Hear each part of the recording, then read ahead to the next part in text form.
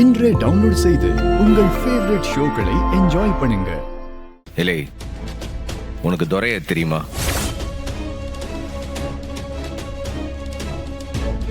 துரைய உனக்கு எப்படி தெரியும்? நான் உன்னை என்ன கேட்டேன் தெரியுமா தானே கேட்டேன்.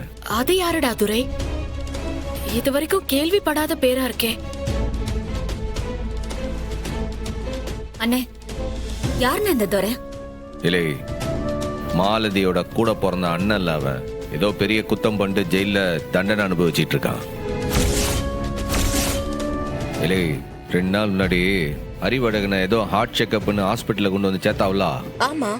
அது அதுக்கெல்லாம் கிடையாது. ஜெயிலுக்குள்ள ஒரு பிரச்சனையே போச்சு.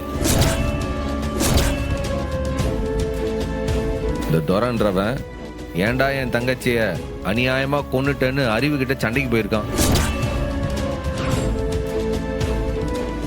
அதுல பட்ட காயத்துக்கு ட்ரீட்மெண்ட்டுக்கு தான் அறிவு ஹாஸ்பிட்டல்ல கொண்டு வந்து சேர்த்தது. ஐயோ, என்னன்னு சொல்ற? அந்த சண்டையில அவனுக்கு ஏதாச்சும் அடிபட்டு இருக்கான்னு செக் பண்றதுக்கு தான் ஜிஹெச்சுக்கே கொண்டு வந்தாவ. நல்லபடியா அவனுக்கு எதுவும் ஆகவும் இல்லை. அது அப்பயே உங்ககிட்ட சொன்னா நீங்க தேவையில்லாம பதட்டப்படுவீங்க தான் அப்போ உங்ககிட்ட சொல்லல. அண்ணே, எனக்கு ரொம்ப பயமா இருக்குன்னு. அப்போ ஜெயிலுக்குள்ள அறிவுக்கு ஆபத்து இருக்கான்னு? ஏலே, நீ கலங்காதலே. இப்ப 2 பேரையும் வேற வேற பிளாக்ல போட்டாச்சு. இப்ப அறிவுக்கு எந்த ஆபத்தும் இல்ல.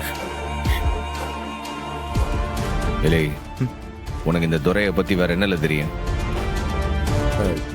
பெருசா ஒன்றும் தெரியாது. அந்த மாலதியோட அண்ணன் தான் துரை, அது மட்டும்தான் எனக்கு தெரியும்.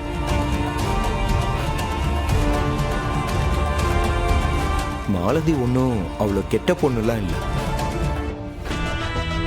முதல்ல மாலதியை வந்து அறிவை காதலிக்க சொல்லி தான் அனுப்புனாங்க.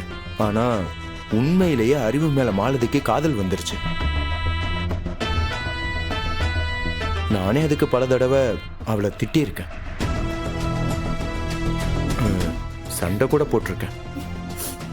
பாரதி மட்டும்தானே கொலை பண்ணா? அதுக்கு அறிவு என்ன பண்ணுவார? அதெல்லாம் சரிதான். அவ அறிவு கிட்ட இந்த விஷயத்த சொல்றதுக்குள்ள மாலதியை கொன்னுட்டாங்க.